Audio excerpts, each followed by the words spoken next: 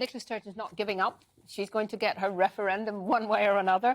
And what she's announced, of course, is it's not a referendum in October 2023, but that's what she's aiming to kind of raise the whole stakes again. It's going to have to go to the United Kingdom Supreme Court, and she's to get an agreement that it's legal. Obviously, if it was legal, then they'd go ahead with that referendum. If it's not legal, then she will have to wait to the next general election, and then she'll use that as an opportunity to say, our whole campaign is about independence, and if they get over 50%, then she will argue that that is not immediately, obviously, independence, but that is a real call for the UK government, because legally it can't be taken by the Scottish people, by the Scottish government.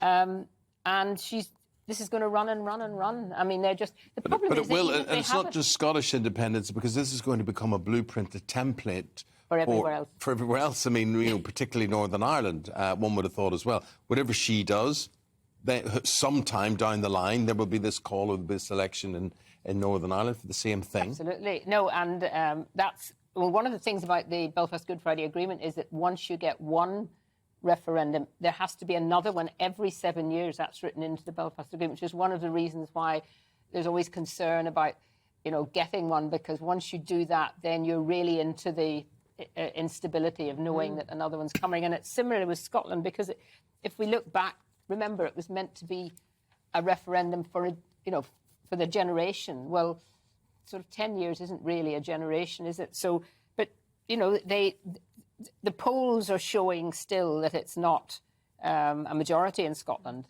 So I think she's more or less using this as a way of getting the issue right up to the top of... So you're cynical, basically, about what her motivation is. I'm fascinated by this, because, as you say, the polls suggest that Scottish people at the moment don't want, although perhaps the younger vote and electorate are more in favour, but at the moment, the majority are not in favour of this. Her own record as a leader of the SNP has been quite poor. So do you think this is just to promote her own position and shore herself up to try... I think there's no doubt about the Scottish Nationalist Party. That is so much their aim, that some of the other issues in terms of everyday issues that ordinary, in inverted commas, people feel strongly about have been ignored. But you think the state of their health service is pretty shocking.